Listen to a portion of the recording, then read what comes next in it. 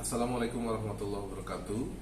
Pada mata kuliah Bahasa Indonesia pada hari ini, kita akan lebih mengenal apa itu bahasa dan bahasa apa saja yang Anda kuasai, seberapa dekatnya Anda dengan bahasa Indonesia. Pertanyaan pertama adalah, kapan bahasa Indonesia lahir?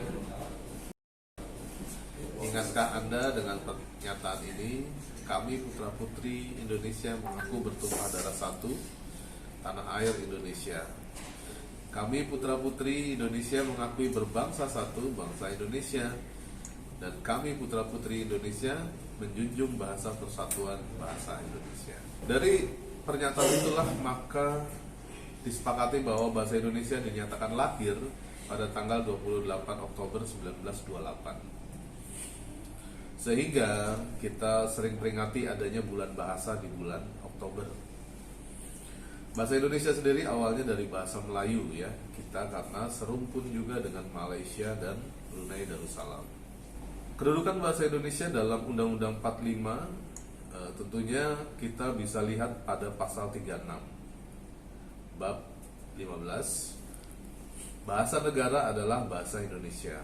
Kemudian kedudukannya, bahasa Indonesia sebagai bahasa nasional bersumber pada Sumpah Pemuda. Bahasa negara bersumber pada Undang-Undang 1945. Pada Undang-Undang Nomor 24 Tahun 2009, isinya tentang bendera, bahasa dan lambang negara serta lagu kebangsaan. Pada pasal 25 ayat 3, bahasa Indonesia sebagai bahasa resmi negara, bagaimana dimaksud dalam ayat 1, berfungsi sebagai bahasa resmi kenegaraan, pengantar pendidikan, komunikasi tingkat nasional, pengembangan kebudayaan nasional, transaksi dan dokumentasi niaga, serta sarana pengembangan dan pemanfaatan ilmu pengetahuan teknologi, seni, dan bahasa media massa.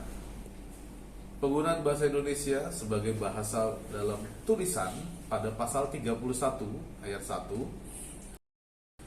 bahasa Indonesia wajib digunakan dalam nota kesepahaman atau perjanjian yang melibatkan lembaga negara, instansi pemerintahan RI, lembaga swasta Indonesia atau perseorangan warga negara Indonesia.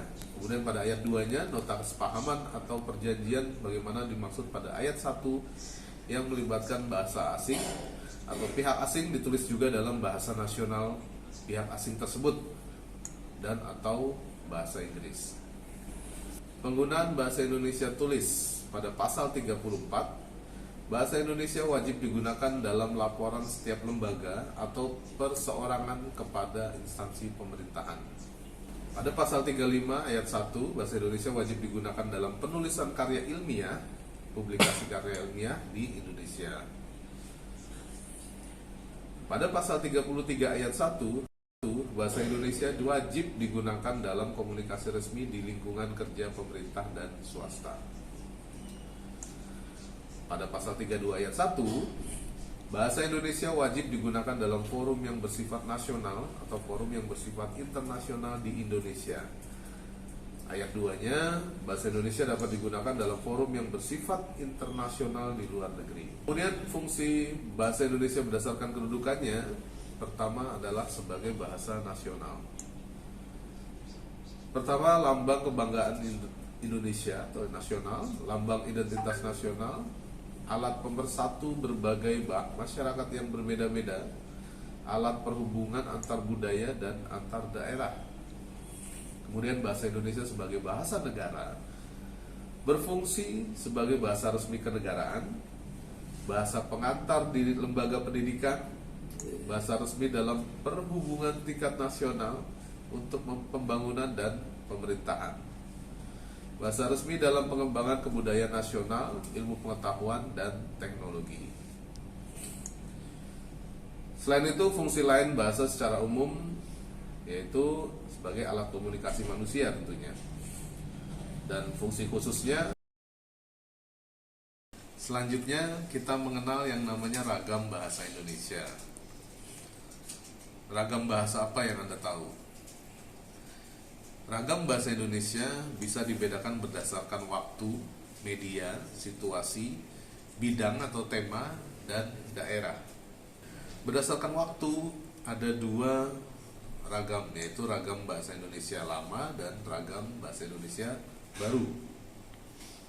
Berdasarkan media, ada dua, ragam lisan dan ragam tulisan.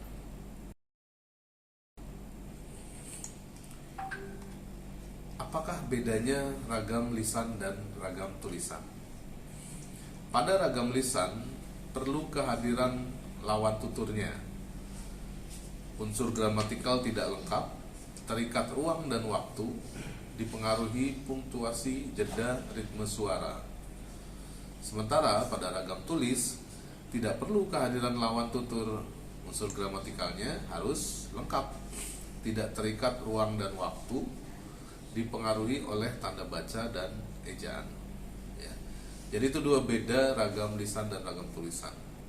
Ketika ragam lisan mungkin kita bisa mengabaikan yang namanya gramatikal, tanda baca dan sebagainya, tapi kita berpengaruh pada intonasi. Tapi pada ragam tulisan, intonasi itu tidak perlu ya, tapi butuh tanda baca untuk bisa menyesuaikan apa maksud dari penulis tersebut. Kemudian berdasarkan situasi ada ragam resmi, ragam tidak resmi, ada ragam akrab, dan ragam konsultatif.